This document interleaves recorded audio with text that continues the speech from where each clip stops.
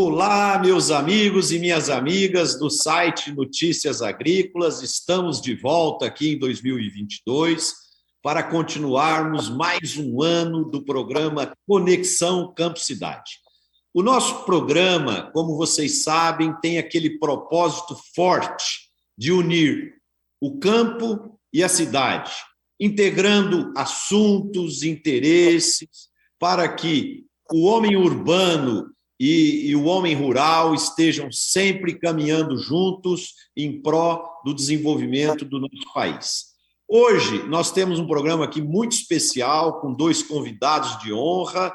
Nós temos aqui conosco o Ney Mânica, da cooperativa Cotrijal, lá do Rio Grande do Sul, e nós temos aqui conosco também o nosso amigo José Roberto Ricken, que é presidente do sistema OCEPAR do Paraná.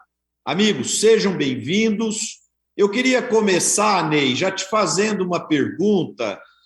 A gente tem visto pela imprensa uma dificuldade muito grande de falta de chuva no Rio Grande do Sul, impactando fortemente a atividade agrícola, e a gente queria te ouvir, na realidade, você que está aí, vivendo esse dia a dia, conversando com os seus cooperados, com os seus produtores.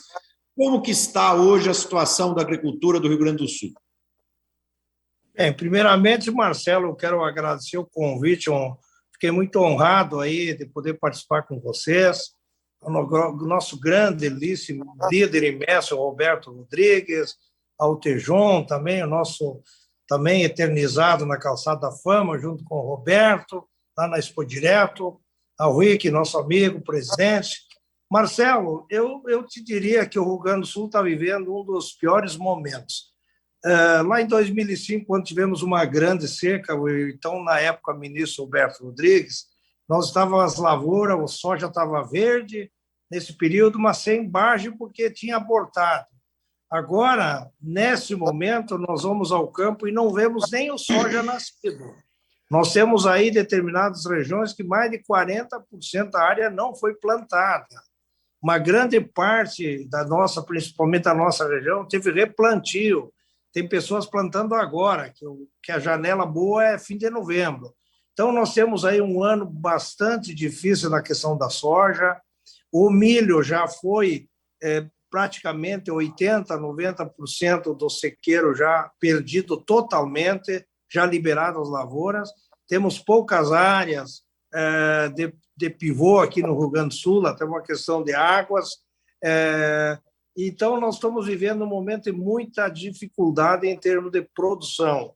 Nós, esse ano, se nós olharmos, vamos ter um custo de produção em torno de o mais baixo nos últimos 10 anos, mas não vamos ter produção. Então, nós, pelo preço das commodities, o nosso custo que plantamos, nós teríamos aí um custo muito bom, compatível, mas sem produção de nada isso resolve. Também vamos ter aí um custo agora para a próxima safra, nessas projeções, maior dos últimos 30 anos. Então, se você olhar o que está acontecendo e as perspectivas para frente são muito ruins. Felizmente, nós, a Cotrijal, conseguimos segurar 70% de mais de 180 mil hectares de soja financiado pela Cotrijal, fizemos seguros dessas lavouras, num patamar de entre 40 e 55 sacos por hectare. O milho também seguramos o nosso produtor. Então, é um passivo a menos que o produtor vai levar para os anos seguintes. Mas realmente está muito difícil, a bacia leiteira também sofrendo muito, não tem passagem para os animais, caindo a produção de leite. Então, realmente é um momento bastante complicado. Agora, nós temos que ver com o governo federal, com o Ministério da Agricultura, todos esses órgãos, o que pode fazer aí para equacionar um pouco essa dificuldade do Rio Grande do Sul. Fazer que nem o Roberto fazia na época de ministro. Ia lá e tomava decisões rápidas, aí dando condições para o produtor continuar na atividade. Nós estamos, assim, preocupados, mas vamos enfrentar essa situação, que não foi a primeira, talvez não será a última, né, Marcelo? É verdade. Ricken, e no Paraná, como é que está a situação hoje? Nós temos uma realidade no Paraná de clima bastante diversificado, né? Então, nós estamos numa área de transição. Exatamente na metade do Paraná passa o paralelo 24. Então, nós temos metade do estado com característica mais de norte e metade de sul. Tivemos aí uma instalação muito boa da safra inicial, e a partir de outubro, novembro, dezembro, tivemos uma estiagem total, com chuvas muito localizadas, muito esparsas, com uma redução de mais de 70% em volume, né? E isso afetou terrivelmente a safra da soja, né? Aqui a soja representa aí metade do que se produz aí em termos de volume. Então, nós tínhamos uma previsão de 21 milhões de toneladas e nós devemos colher menos de 13 bilhões. Então, pelo menos uns 8 milhões de toneladas já perdidas. A soja está já numa fase, 40% já na fase de frutificação e mais uns 10% já colhida, tá? Então, já é perda já contabilizada. Nós vamos aí ter uma redução de uns 8 milhões de toneladas. E daí a primeira safra do milho, que a previsão era em torno de uns 4,2 milhões de toneladas, nós vamos chegar no máximo a 2,200. Então, vamos perder mais uns 2 milhões de toneladas de milho, né?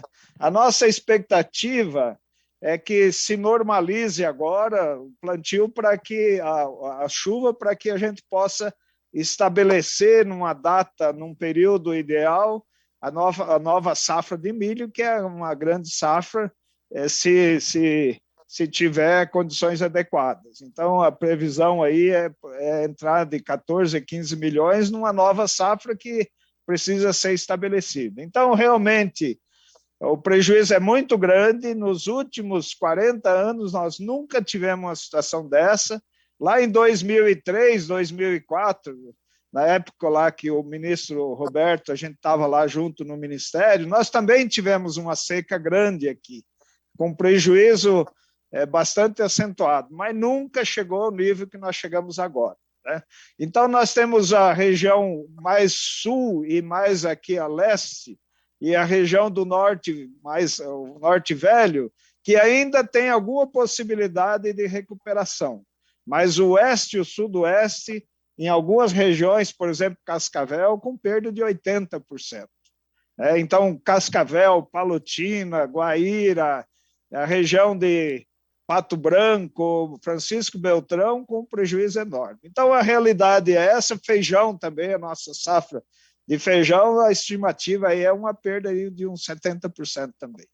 Então, realmente é um prejuízo muito grande, aí de mais de uns 22 bilhões de reais, aí, se nós computarmos pelo preço de hoje. Então, vamos fazer o quê? Isso aqui está muito associado à laninha, né? Sempre que tem uma situação de laninha, as chuvas são escassas e a seca se estabelece. É o que está acontecendo hoje. Marcelo, vou dizer uma coisa para você. João, o Ricken e o Neymânica são meus amigos há mais de 30 anos. Então, nós temos uma estrada juntos há bem mais de 30 anos. Ricken, trabalhamos juntos na OCB nos anos 80. Isso, e o Mânica, 82. Do Sul, 82. Então, realmente, para mim, um prazer muito grande, até uma honra encontrar dois bons amigos, dois líderes fundamentais para o agro brasileiro.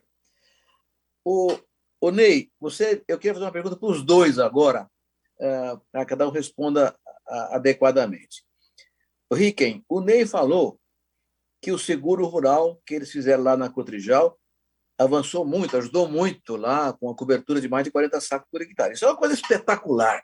É espetacular. Quer dizer, nós fizemos, junto, Ricken, o seguro rural, a lei do seguro rural, nós fizemos no Ministério da Agricultura em 2003, e eu me queixo muito que ele não tem ainda atendido uma parcela significativa da agricultura brasileira. Mas o Ney contou uma coisa fundamental. O Cotrijal conseguiu atender essa turma com seguro rural. Pergunto para os dois. Ney, Isso custou muito caro para a Cotrijal? Riquem. E o Paraná? O seguro está funcionando? Ney? Roberto, nós viemos há 4 anos falando muito seguro, e aí fomos em busca do mercado. Temos 4 grandes seguradoras aí, a Sancro, a Swiss, enfim, há outras seguradoras do Brasil, e começamos há 2 anos, 3 anos, e o ano passado indenizamos em torno mesmo, o ano passado deu uma pequena seca também em áreas, indenizamos mais de 80 milhões. Este ano nós temos segurado mais de 800 milhões ao produtor. Então, o que a gente fez? A gente está fazendo para o produtor, no pacote do troca dele, a gente está mostrando o quanto é importante 2, 3, 4 sacos.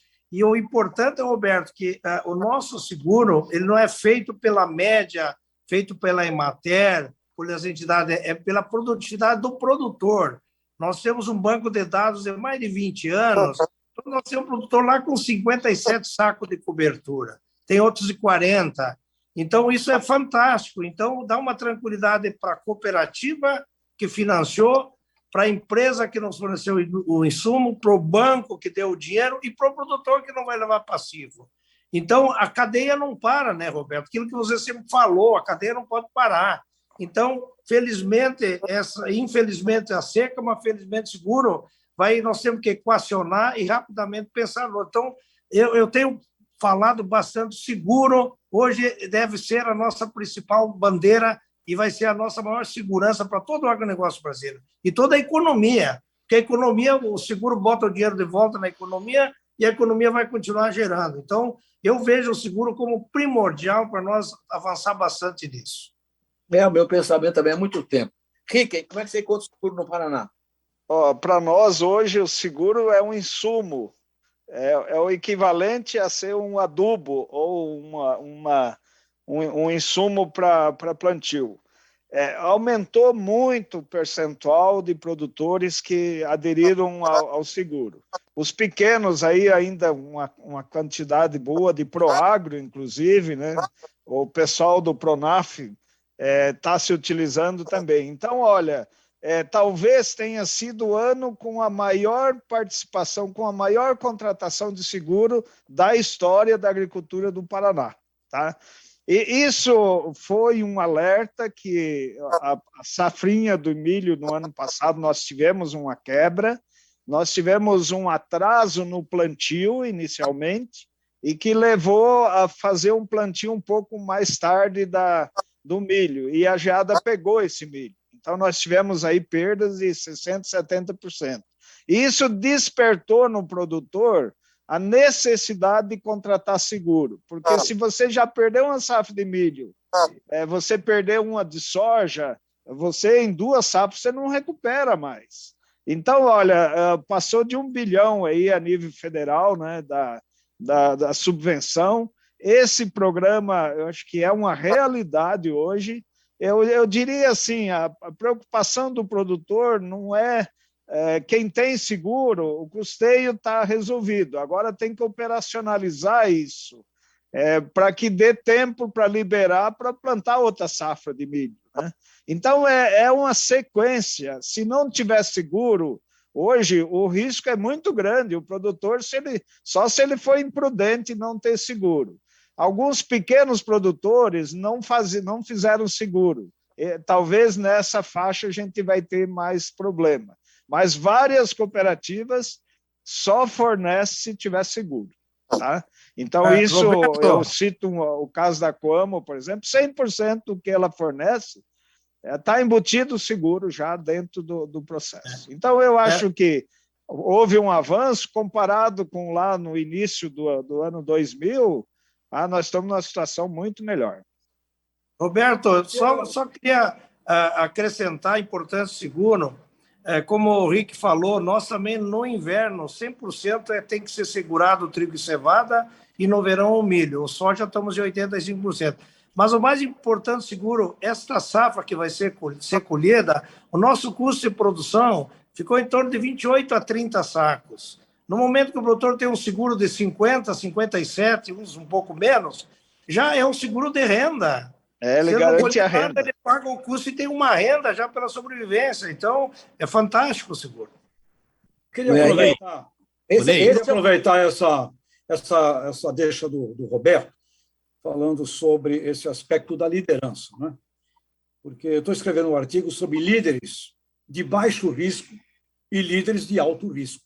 Os grandes líderes são aqueles que mitigam a possibilidade dos grandes riscos. A pergunta com relação ao seguro é genial. Agora eu tenho uma aqui, que é uma curiosidade também, Roberto, Marcelo, Ricken e Mânica. Além dessa pegada do seguro, que vocês já deixaram claro aí, com exemplos interessantíssimos. Por exemplo, uma pergunta que eu tenho. Tem lá uma Cotrijal, que é um símbolo brasileiro do ponto de vista de agricultura de precisão. O Paraná está cheio de cooperativas de altíssima tecnologia, digital, mecanização, etc. Esses produtores que usam também o conhecimento científico mais aprimorado, eles saem com vantagem depois de um risco desse, a partir do seguro. Seguro, esquece o seguro. Agora, o cara que está com uma agricultura muito bem conduzida, ele leva vantagem também, pessoal? Deixa eu só agregar um pouquinho aqui, Ney e Ricken. A pergunta do Tejon é ótima, porque ela dá um caminho para a gente. Mas eu queria agregar na pergunta do Tejon a seguinte coisa. Ok. Irrigação é um tempo para a gente pensar na frente? Emendando a pergunta do Tejon. Bom, vai lá, Rick, nosso presidente. Isso. Olha, eu vejo assim, aliado ao seguro, um grande fator que leva à segurança é a diversificação de atividades. Tá? Hoje, para nós, aqui no Paraná, a produção agrícola deve estar representando o equivalente a 50% do nosso movimento econômico. Tá? Então, a transformação de grãos em proteína animal, que aqui se estendeu muito, ela é, de uma forma ou de outra, uma segurança para o produtor, principalmente o produtor menor. Então, um produtor que tenha ou suínos, ou aves, ou leite, ou até bovinos, agora naqueles programas lá de lavoura pecuária, e peixe, que hoje é uma realidade para nós, né? Ele dilui o risco. Se não der grãos, ele vai comprar grão e vai transformar isso. Então, esse é o primeiro aspecto fundamental. O que nós estamos percebendo? Há uma adesão significativa dos produtores e, inclusive, bem tecnificado, às cooperativas. Tá? Então, nós tivemos aí no agropecuário uns 10% a mais de produtores que aderiram na última safra. Tá? Então, o produtor não tem mais a opção de aventurar sozinho. E se ele está amparado, ele tem a questão do crédito, que as cooperativas ajudam. Ele tem o seguro, tem a tecnologia e tem a garantia da comercialização no momento que ele quiser. Então, essa combinação, Roberto, e o Tejon também, é que leva a uma situação de segurança. E não é mais aquele desespero, deu uma seca, acabou tudo. Não é mais. Mas, obviamente, que ainda representa, ainda é muito significativo, né? Mas a tendência a médio prazo aí é a gente estar mais livre um pouco dessa insegurança. Dentro da mesma pergunta, doutor Roberto, a questão da produtividade não tem outro caminho se não é usar a tecnologia e toda a ciência que nós temos aí. Nós temos um programa que toda a nossa área de ação atual ela é monitorada por satélite, com identificação de todas as propriedades por satélite, identificando quem planta soja, milho, e estamos fazendo uma gestão personalizada aos produtores, com um grande grupo de mais de 100 e poucos agrônomos a campo, fazendo a gestão. E nós estamos fazendo um projeto agora piloto, começando por Nometoc, de levar a conectividade ao campo por fibra ótica, levando em todas as propriedades. O primeiro projeto está saindo aqui no Rio Grande do Sul, para nós fazer com que o produtor possa utilizar essa ferramenta e as vantagens de gestão. Então, não tem outro caminho a não ser uma gestão com muita tecnologia e com assistência técnica personalizada. E os produtores já são profissionalizados, os equipamentos mais modernos que tem na atividade no mundo todo, hoje o produtor brasileiro também tem. Com relação à irrigação, Roberto, nós temos agora, semana passada, nós estávamos falando com o Ministério Público, nós temos uma grande dificuldade aqui com relação de implantação de açudes, de barragens. No Rio Grande do Sul chove em torno de 1.000 milímetros, em média, por ano. Esse ano, de outubro, novembro, dezembro, tem locais que não choveu nada, muito pouco, e a gente coloca, quando toda essa água que corre por um córrego, ou corre por uma nascente, ou corre por uma PP, ela vai embora. Se nós der um açude, uma represa, você enche aquele açude, enche aquela represa, depois a água continua o seu curso normal, não tem questão ambiental, e é uma dificuldade desse pessoal entender. Vejam bem, se nós tivéssemos retido essa água toda que choveu no inverno, nós teríamos agora uma tranquilidade aí para nossas lavouras no sul. Então, o nosso grande dificultador de irrigação aqui no Rio Grande do Sul se faz com relação a liberações para fazer barragens ou açudes nas propriedades. Burocracia. Burocracia. Isso. Simplesmente. Roberto, aproveitando essa observação do Mânica, nós temos um problema hoje de conseguir outorga. Hoje, na prática, com a seca, falta água até para o abastecimento das pessoas e dos animais. Então, a opção, obviamente, que a opção irrigação, ela é localizada em regiões com maior risco. Nós temos que aprender a armazenar água no solo, né? Com várias técnicas. Esse plantio de braquiária, lavoura pecuária aí está demonstrando que dá para a gente melhorar, mesmo sem a irrigação propriamente dita, a manutenção da umidade do solo. Eu acho que isso que a gente tem que trabalhar.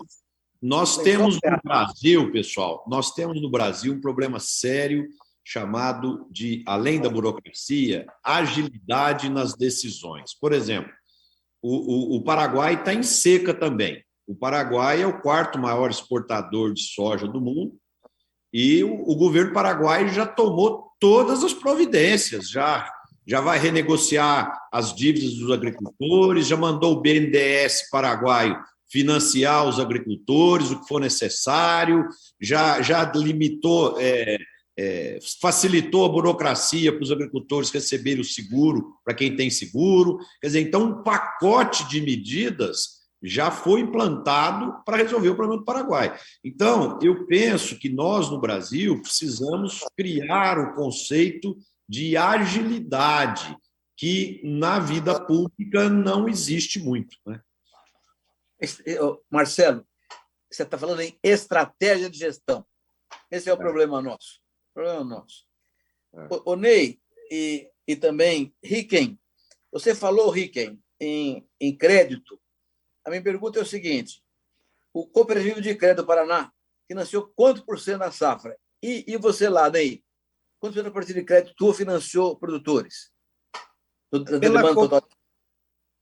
Pelo sistema de crédito, o sistema de crédito do Rio Grande do Sul ele financia, na sua grande maioria, o pequeno produtor, com exceção de alguns médios e grandes.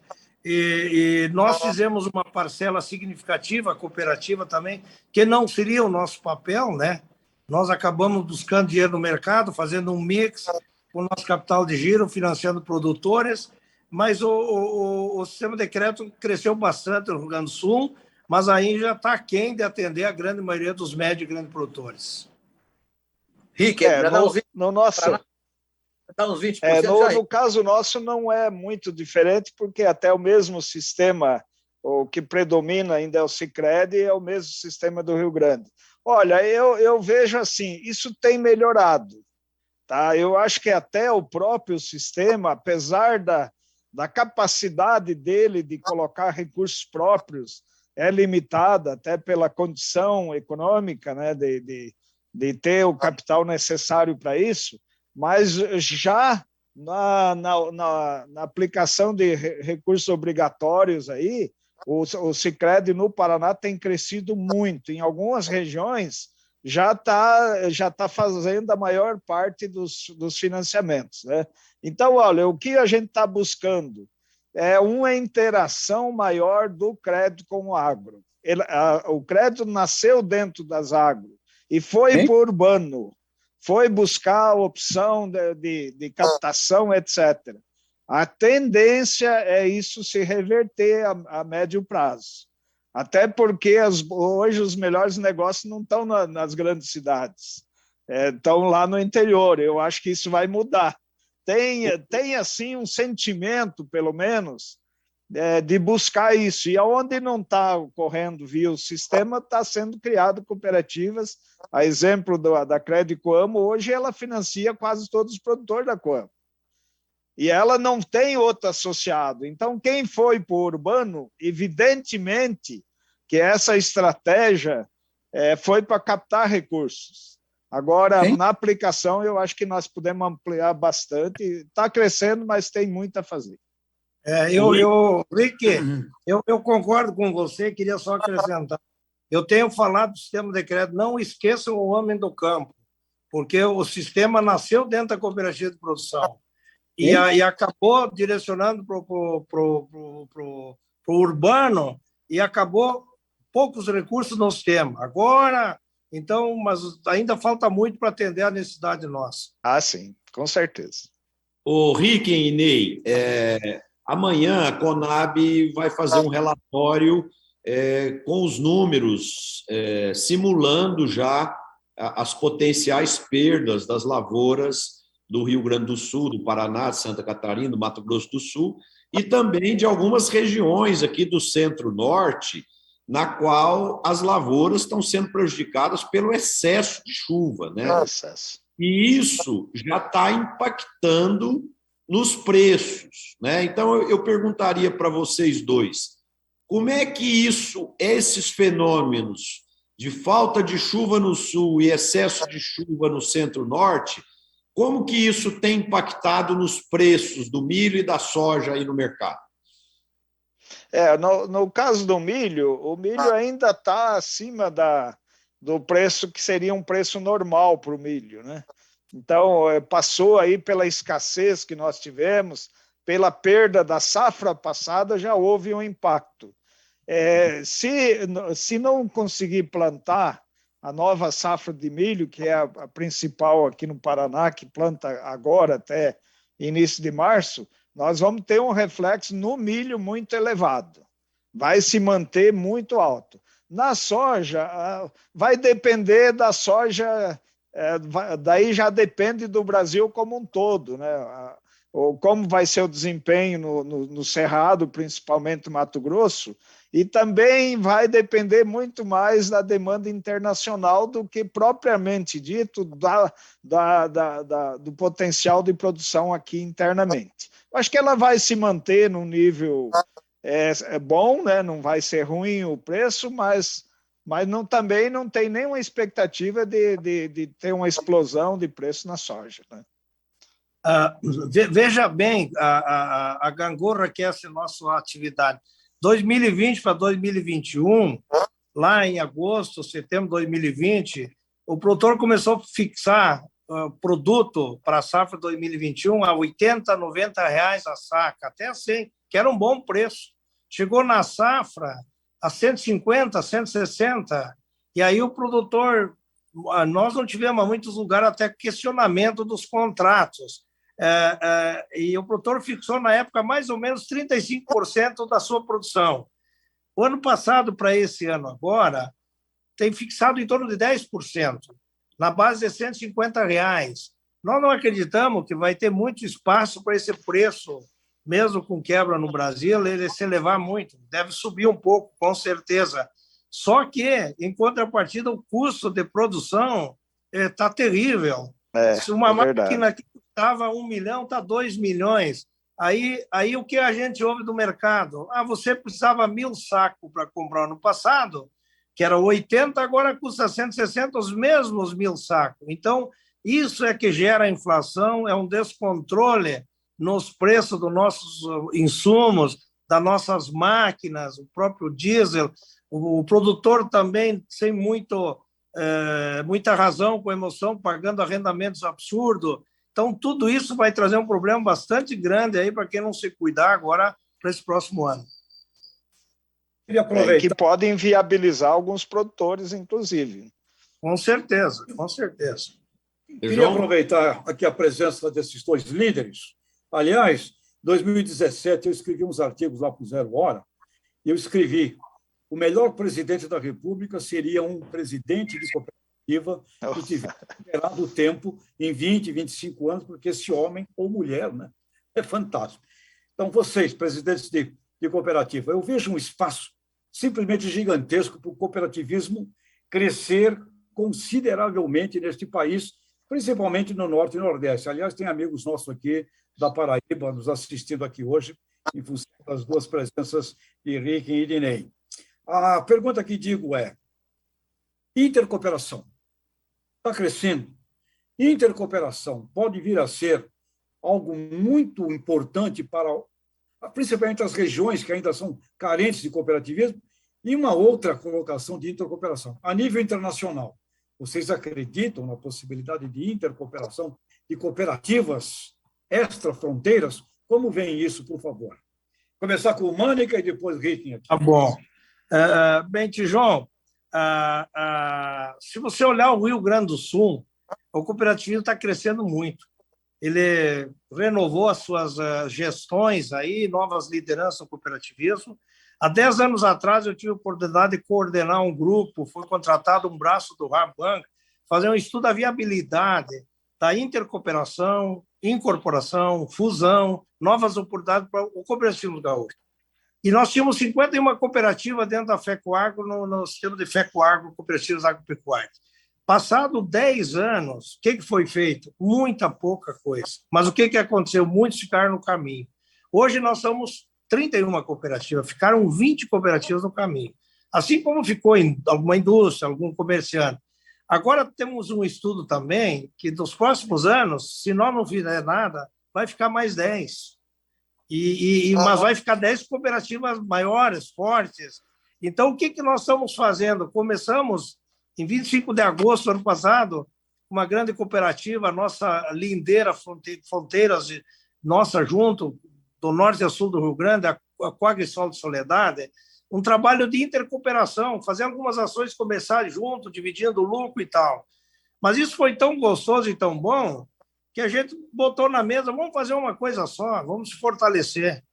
E aí, depois de muita discussão, chegou-se à conclusão que daria para fazer uma cooperativa só, uma incorporação. E qual é o nome? Lógico, pesou muito a história da Cotrijal, da Expo Direto, e se optou em ficar Cotrijal.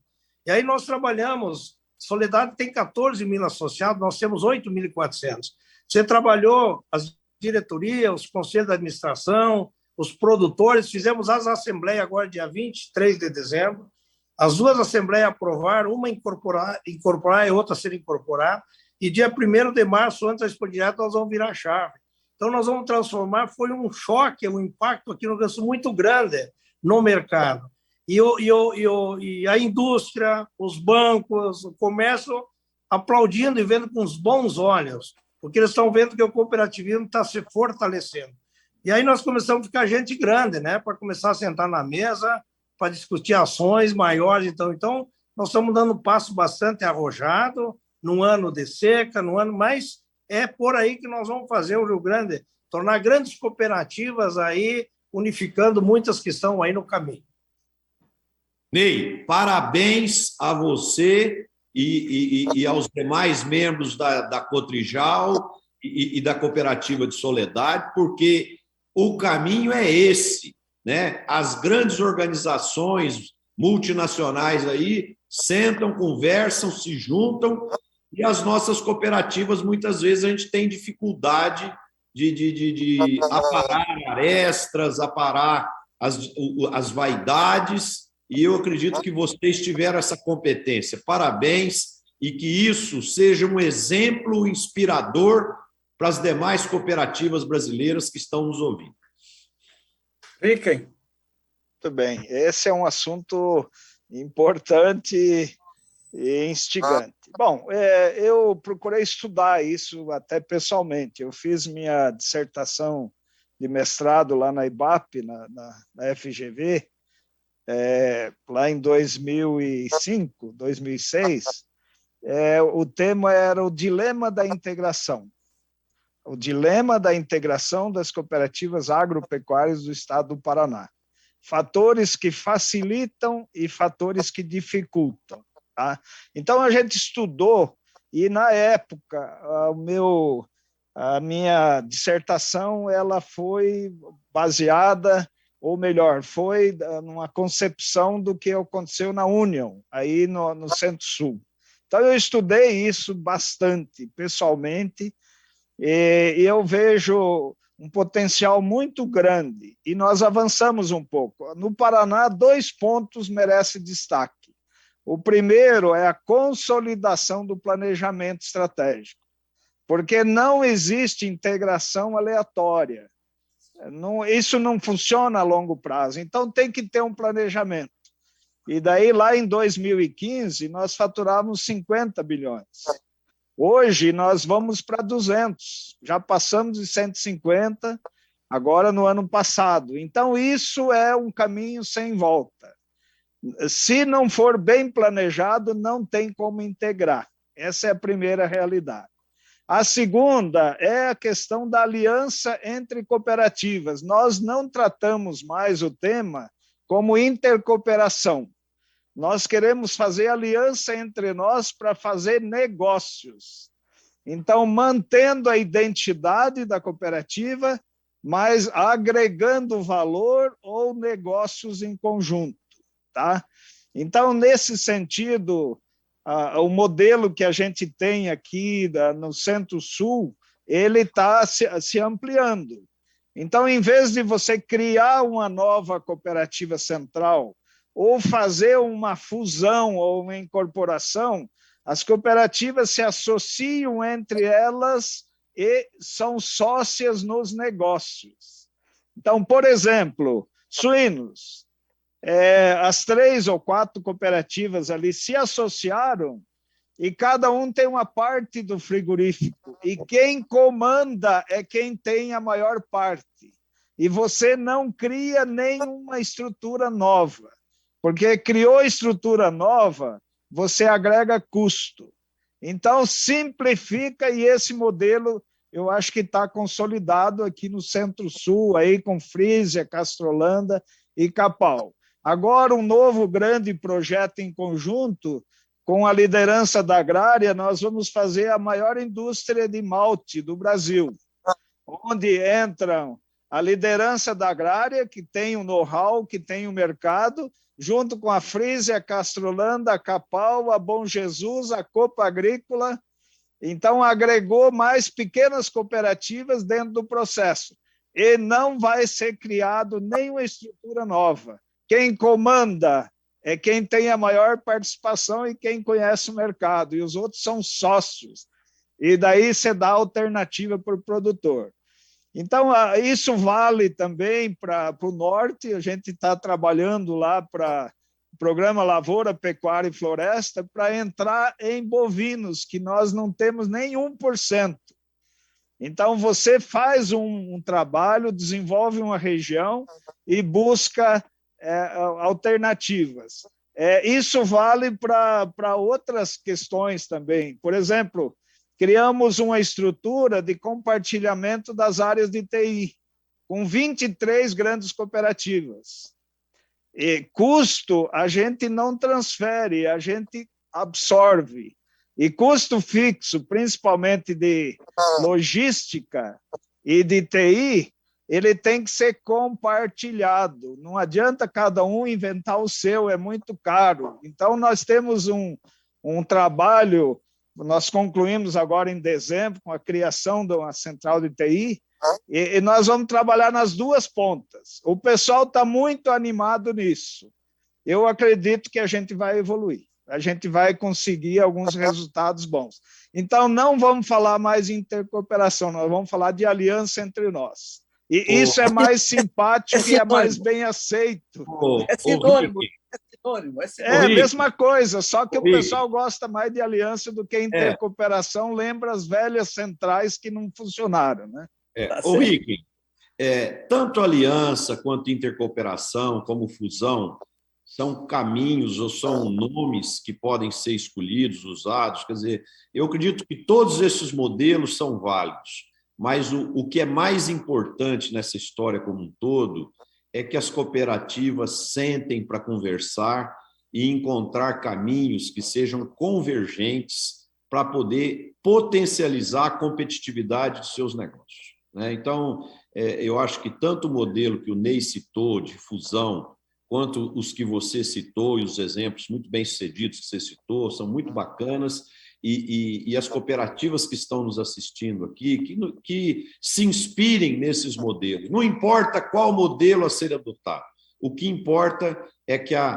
parceria, a aliança, a intercooperação, a fusão, seja o que for, seja praticado para dar a essas cooperativas um maior nível de competitividade. Eu queria agora levar um assunto para um outro tema aqui, que eu queria ver as opiniões de vocês todos, colegas. Hoje, o Focus do Banco Central abaixou as perspectivas do PIB brasileiro de 2022, caindo da semana passada de 0,42 para 0,28. E o Itaú e alguns bancos internacionais já estão falando num crescimento negativo da economia de 0,5%. Quando a gente junta com seca, com excesso de chuva, um ano de eleição, instabilidade política, inflação e mais as instabilidades externas que a gente está vivenciando, nós vimos ontem uma crise grande lá no Cazaquistão, onde a Rússia entrou no meio. Então, assim, é um conjunto de coisas, e a própria pandemia ainda não debelada, né? Como é que vocês estão vendo as perspectivas de crescimento da economia brasileira para 2022? Muito bem, é uma pergunta que vale bilhões, né? Ouviu o Ney? Roberto, eu acho que essa resposta. Ouvi vocês primeiro aí. Vamos ouvir o Ney e o Rick primeiro, para a gente ouvir os convidados primeiro aí, vamos lá. Tá bom, posso. Veja bem, Isso, como é que eu estou vendo a economia? Se você pegar o setor de metal mecânico do Brasil, eles estão explodindo de produção. Tem produção desde o ano passado até março, abril, com todas as indústrias fazendo 24 horas, 2 turnos, 3 turnos. Está com problema de matéria-prima, isso sim, agora já faltando matéria-prima para entregar seus produtos. Se você olhar a construção civil, ela está acelerada, está faltando mão de obra, não se encontra gente para trabalhar na construção civil. Se você olhar esse 1 ano e quase 2 anos que nós estávamos na pandemia um pouco represado, agora com a liberdade, a retomada, eu vejo que a economia nossa deve crescer, mesmo com toda essa turbulência aí de eleições, de pandemia, quebra de safra, eu vejo que nós temos grande chance da nossa economia começar a girar novamente. Agora, é difícil de pontuar se ela vai ser positiva, quanto ela vai crescer, eu tenho dificuldade de fazer essa análise, essa avaliação. Mas que vai ser um ano turbulento, vai, de grandes desafios. E na turbulência e nos desafios é que tem as oportunidades. É aí que nós temos que ficar de olho o que a gente pode fazer nesse mercado aí. Eu concordo com o Mânica. Se considerar o nosso setor, o setor produtivo, ele está crescendo e não é pouco, e vai crescer mais. Agora, o país como um todo, eu acho que está patinando há 20 anos.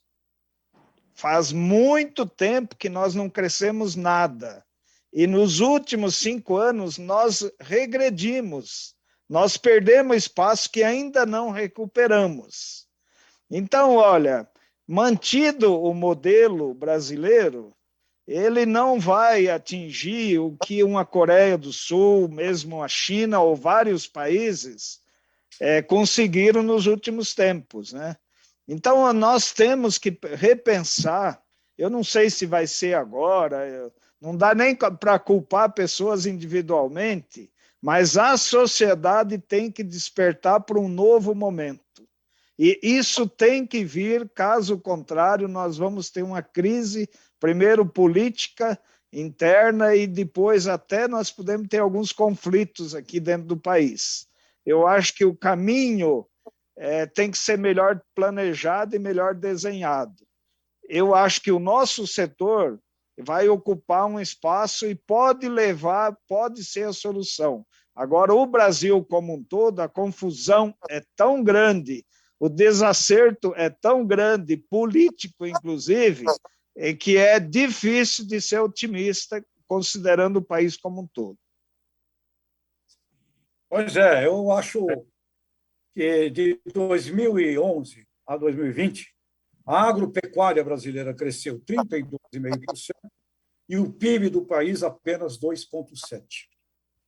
Então, o PIB brasileiro não tem crescido. Neste momento, nós temos, na minha forma de ver, uma dependência total da agropecuária.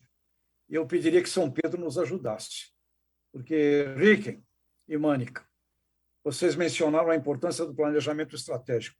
Nós não vamos conseguir elevar o PIB do Brasil sem um plano estratégico, e nesse plano estratégico, necessariamente o agronegócio, incluindo a agroindustrialização, tem que estar presente. Eu estou muito preocupado com o PIB do país em 2022. Ricken, você preside uma instituição poderosa, que é a OCEPAR no Paraná. O Ney lidera um movimento poderoso no Rio Grande do Sul, lá com a Cotejal e com o Exo Direto, que é um exemplo mundial de sucesso em cooperativa. Nós temos um ano de eleição, como vocês dois tocaram aí, e o Tejão também pontuou. Me parece que os candidatos todos que estão aí se apresentando estão discutindo processo eleitoral sem projetos, sem clareza do que pretendem fazer, o que pensam sobre o tamanho do Estado, a participação do Estado da economia, o que pensam, como resolver o problema da educação. O Ricken falou em Coreia do Sul, China, África do Sul, são países que puseram dinheiro em educação. Sem educação não tem ciência, sem ciência não tem futuro. País sem educação, sem tecnologia não tem futuro. Então, tem uma estratégia para a educação, estratégia para a logística. Enfim, falta uma definição de estratégia. Então, eu queria sugerir a vocês dois, que são líderes importantes, que o cooperativismo começasse a cobrar com maior vigor dos candidatos todos qual é a sua proposta para o tamanho do Estado, para privatizações, para legislações que têm que ser reformuladas, tipo a tributária, por exemplo, né? Qual é a posição de cada candidato?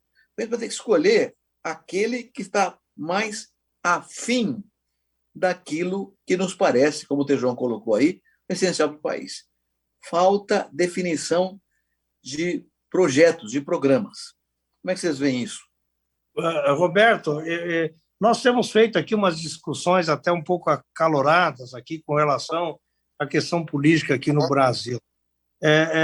Veja bem, hoje as instituições, qual é a segurança jurídica que você tem? Qual é a reforma tributária que se faz? Qual é a reforma política que se faz?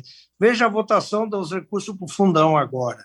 Aí você fala, não, eu preciso desse dinheiro, senão eu não me elejo com meus deputados. O pessoal não está preocupado com o Plano Brasil, estão preocupados com se eleger. Você vê um Supremo mandando no país, passando por cima do Executivo. Você vê Senado votando. Você vê uma corrupção sendo ramificada de novo, a impunidade vigente. Fica difícil, Roberto. Eu lembro uma frase que você falou há 30 anos atrás, que eu não posso falar ao vivo aqui, que você falou que teria uma saída para o nosso país. Mas, assim, é difícil, Roberto. Nesses últimos 30 anos, nós sempre olhamos um governo com plano, mas chega lá, a corrupção corrói, as instituições não cumprem os seus papéis, e aí nós vamos reformar o quê, Roberto? O que nós vamos fazer com essa estrutura que está a corrupção impregnada dentro das instituições? Começa pelo corruptor e o corrupto, né? Então, eu sou otimista, mas eu tenho assim dito, quando é que nós vamos ver uma reforma tributária para valer, para resolver o problema fiscal do Brasil, uma reforma política? Começa por aí, o Estado cada vez maior e a despesa tem que caber no tamanho da receita, e o Brasil não é isso. Então, realmente, eu tenho uma grande dificuldade de ver alguma coisa de um candidato. Hoje está nós contra eles, eles contra nós, e não tem programa nenhum. É para ver quem o bom e o mal. Então, isso é muito ruim, né, Roberto? Terceira via quem? Terceira via quem? Quem é que vai aparecer para apaciguar esse Brasil todo? Então, eu sou um pouquinho pessimista aí nesse ponto. A situação ela é muito preocupante, porque, por exemplo, se nós pegarmos a renda per capita que nós tínhamos em 2013, nós vamos alcançar ela de novo só em 2028. Quer dizer, então, são números muito assustadores. Quer dizer, nós estamos no agronegócio, que é um setor que prospera, que desenvolve, que vai crescer esse ano o valor bruto da produção ao redor de 4,4%, 4,5%, mas o Brasil como um todo está estagnado. Nos últimos 15 anos, enquanto o mundo cresceu 3,4% em média, o Brasil cresceu só 1,4%. Né? Então, nós precisamos mudar esse Brasil. Ricken, tua opinião sobre programa de governo, ações? Eu acho o seguinte, nós estamos numa marcha ré, essa é a minha visão, e acelerando. Eu acho que nós temos que mudar isso. Talvez seja uma gota d'água, mas a gente tem que fazer na nossa base algum trabalho. Tá? Então, nós vamos, pela segunda vez agora, reforçar investimento na área de educação política. Na eleição passada, eu sei que isso é uma coisa talvez até simbólica, né? Mas tem espaço para a gente trabalhar. Na eleição passada, nós fizemos uma rede com 1.300.000 pessoas. Cooperativa por cooperativa, foram estabelecidos, uma rede de uma mão só, para evitar o fake news, né? Para receber a informação. Então, o que nós definimos como estratégia para esse ano? Nós vamos prestigiar quem nos apoiou. E essa informação tem que chegar lá na ponta. Tá? Quem nos ajudou, nós vamos prestigiar. E vamos ampliar essa rede, vamos duplicar essa rede. Então, na primeira eleição, a gente exercitou, e agora nós já aprovamos internamente e criamos uma área específica com um profissional habilitado para isso. As cooperativas querem e nós vamos apoiar quem nos prestigia e prestigiar quem nos apoia e fazer uma bancada, porque se tem uma solução, vai ter que ser pelo Congresso Nacional. O que está aí não está dando certo. Então, já que o Congresso precisa ter uma ação mais positiva, o caminho é esse. Senão o Judiciário vai fazer. O Judiciário não sabe fazer. E o Executivo, sinto muito, deu errado. Não vamos analisar pessoas individualmente. Isso não precisa. Mas o modelo que foi proposto não deu certo. De privatização e etc. E a economia também não. Agora, tem que aparecer alguém que lidere esse processo e não está ocorrendo. Então, eu concordo com o Ney, eu acho que está tudo por fazer. Eu acho que nós deveríamos, sim, nos envolver de forma muito mais concreta. O Ney, você foi um dos primeiros líderes. Você lembra que eu briguei muito pela participação feminina nas cooperativas. E você foi um dos primeiros lideranças brasileiras que criou o Comitê de Mulheres lá na Cotrijal. Como é que está esse negócio? Olha, Roberto, fantástico esse trabalho. Nós temos um comitê de mulheres que se reúne. Nesse último ano da pandemia foi mais virtual do que presencial, até pela questão da pandemia. Mas nós estamos fazendo um trabalho agora, onde a partir desse ano, as mulheres vão ter um planejamento de atividades com as mulheres do campo. Nós vamos fazer um programa onde elas vão comandar as mulheres do campo, na integração, na gestão, nas atividades, sugerir também atividades. Então, é fantástico esse trabalho. Nós também criamos, além a mulher, estamos preparando, nós temos várias mulheres gerentes da cooperativa e temos 3 conselheiras no Conselho de Administração Mulher. Então, ela já tem uma voz bastante ativa dentro da cooperativa. E temos muitas mulheres na liderança, que são 112 pessoas líderes, temos muitas mulheres dentro dessa liderança. Então, eu sempre tenho dito que a mulher ela é mais sensível, mais inteligente que o homem, ela dá o equilíbrio e ela nos estimula a ver certas coisas que, às vezes, o homem não vê. Então, a participação dela é muito importante. Nós valorizamos muito a participação da mulher dentro da cooperativa e da sociedade como um todo. O Ricken, você no Paraná liderou muito tempo. Bom, a autogestão nasceu no Paraná. Sou testemunha ocular desse sucesso aí. Mas ele liderou por um grande tempo a questão da juventude no campo. Como é que está a questão da renovação de liderança no Brasil e no Paraná, Ricken? Eu vejo ainda uma certa apatia da parte, inclusive, dos jovens. Não tem aquele entusiasmo que talvez as mulheres já estão tendo. Então, nós temos que investir nisso. Hoje, a gente já tem, dentro do Conselho da OCEPAR, do SESCOP, Conselho Fiscal, Conselho de Administração, pelo menos uma liderança. A liderança lá chegou na nossa diretoria, e isso está dando certo. Não acontece com o jovem. Roberto, eu não tenho uma explicação para isso. O que existe na prática? O jovem está na cooperativa, ele está fazendo negócio na cooperativa, mas ele não está entrando no processo de gestão.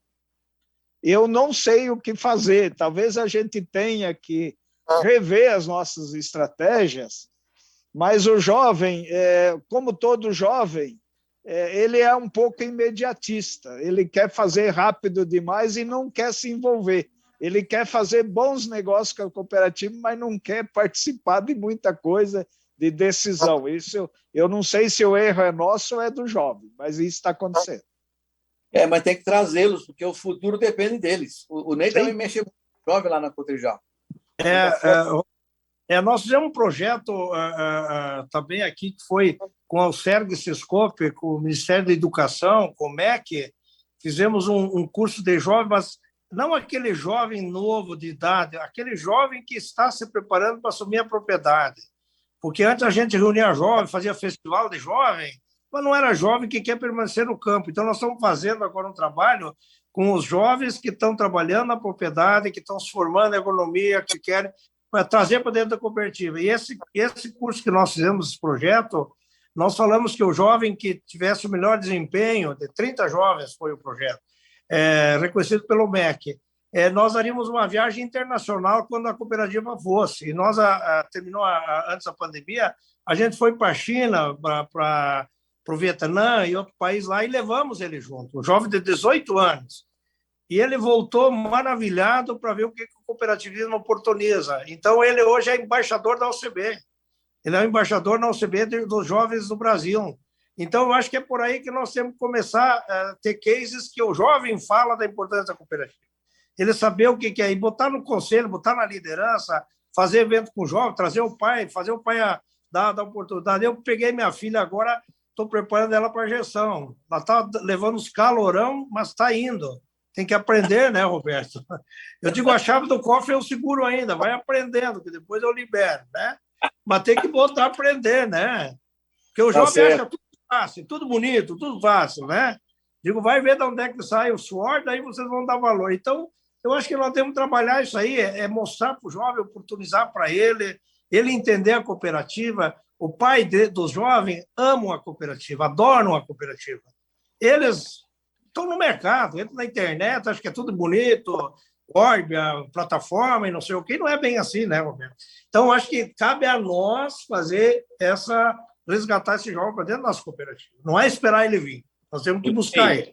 Ô, Ney, um caminho que atrai muito o jovem é a área digital, né? Então, se a gente usar ferramentas digitais atrelados ao cooperativismo aí, eu tenho certeza que nós vamos conseguir cada vez mais pôr o jovem participando dos movimentos cooperativistas. Nós estamos aqui já completando 1 hora de programa e para a gente fechar, eu gostaria dos recados finais de cada um. Vamos começar com você, Ney, por favor. Sua mensagem final.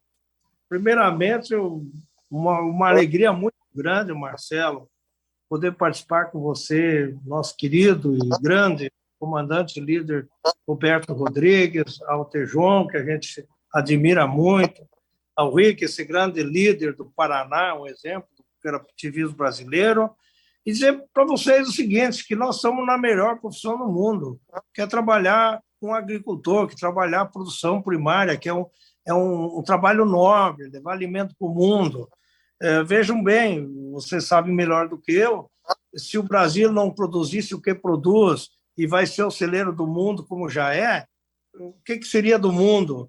Então, é uma alegria, são grandes desafios, mas a gente vive desafios. Nós já fizemos muita coisa boa pelo agro, todos nós, com certeza.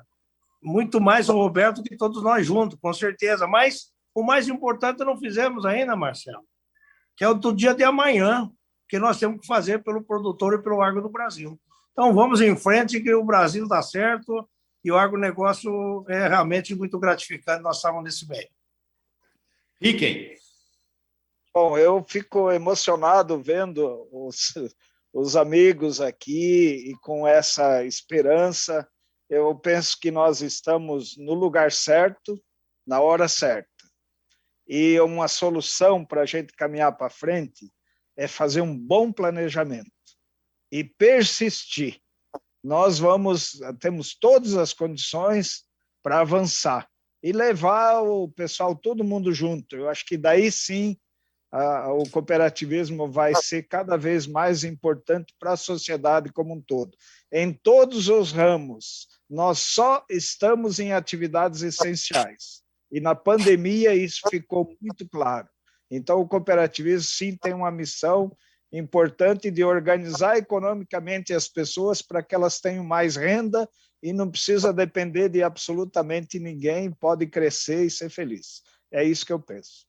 Obrigado, Ricken. Muito obrigado. Tejon? Muito bom. Bom, primeiro agradecer muito, Mônica, obrigado pelo Hall da Fama lá na Expo Direto, estou te devendo lá uma visita, um abraço, um mate. E Ricken, parabéns pela tua visão do planejamento. E aqui eu saio com 4 lições muito ricas. A dos jovens, que o Mônica falou, nós temos que criar uma visão do jovem global. É uma visão global, não é mais apenas da nossa área, mas a hora que a gente mostra o mundo para esse jovem e mostramos as cooperativas do mundo para esse jovem, a gente vai revelar que tem 4 bilhões de seres humanos no planeta que vivem na miséria, na pobreza, na fome e que precisa de cooperativismo. Portanto, eu acho que é mostrar esse planeta para o jovem. Outra coisa muito importante, Ricken colocou com relação ao cooperativismo como um todo. 16 milhões de brasileiros envolvidos de alguma forma em cooperativa. Aí eu diria que sem um planejamento estratégico de qualquer candidato, não considerando as cadeias produtivas do agronegócio, antes, dentro e pós-porteira, e sem considerar o cooperativismo, esse planejamento é natimorto. Então, isso tem que constar dos planos dos senhores e das senhoras candidatas. E, por fim, uma honra imensa com vocês aqui. E eu quero dizer uma frase que me lembra meu querido mentor Zé Maria Jorge Sebastião, já falecido. E eu vou dizer a vocês que o cooperativismo será do tamanho do Brasil. E o Brasil será do tamanho do seu cooperativismo. E, para isso, líderes, nunca tantos precisaram tanto de vocês como hoje. Que honra dividir aqui esse nosso encontro com o Ricken, com Mônica, o Roberto e Marcelo, meu ídolo de sempre. Uma honra mesmo, muito grande hoje com vocês aqui. Obrigado, Tejon. Roberto? Tejon, você atravessou todos os limites da emoção aí. Deixou o velhinho aqui meio meio à beira de um ataque de nervos, produziu um ataque de lágrimas. Mas, Marcelo Tejon, eu conheço o Ricken e o Ney há décadas, como eu já falei anteriormente. E o que caracteriza esses dois homens é o fato deles fazerem as coisas acontecerem. Não faz discurso, eles fazem acontecer.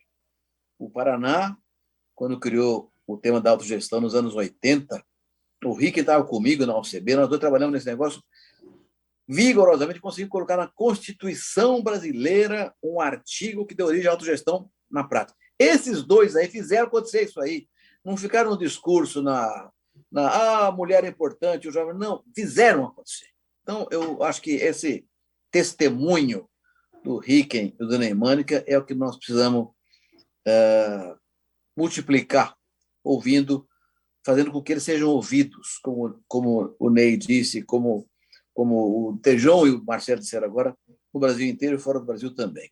E aí eu só quero encerrar, Marcelo, você que gosta de poesia, de literatura, há uma obra épica da Argentina, chamada Martín Fierro, que é muito conhecida, um herói épico que foi criado na Argentina, e o Martín Fierro tinha uma frase que foi durante muitos anos meu lema quando eu aprendi a Aliança Mundial de Cooperativas.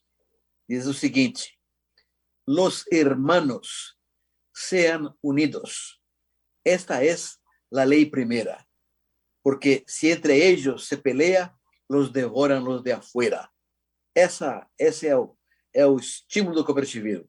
União para crescer junto, para não ser devorado por quem é contra. Parabéns, Ricken. Parabéns, Ney. E muito obrigado por seguirem nessa cena, você trabalhando há tantos anos. Parabéns. E obrigado.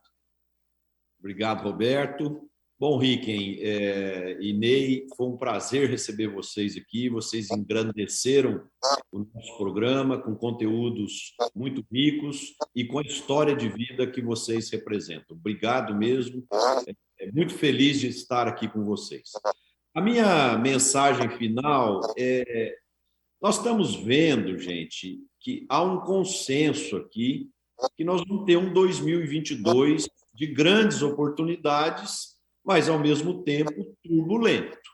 Então, quando você navega em mares turbulentos, é necessário muito planejamento, uma boa estratégia e uma grande qualidade de gestão dos negócios, tá? Então, eu peço a todos vocês que estão nos assistindo bastante atenção com o planejamento, com a construção da estratégia e um bom processo de gestão para que vocês possam aproveitar as oportunidades e mitigar os riscos que virão aí pela frente. Boa noite a todos, muito obrigado aí por estarem conosco nessa retomada do programa e a gente se vê novamente segunda-feira às 17h30 com mais um programa Conexão Campo Cidade. Boa semana para todos, se cuidem. Pessoal do YouTube, um abração. É isso aí, é isso aí.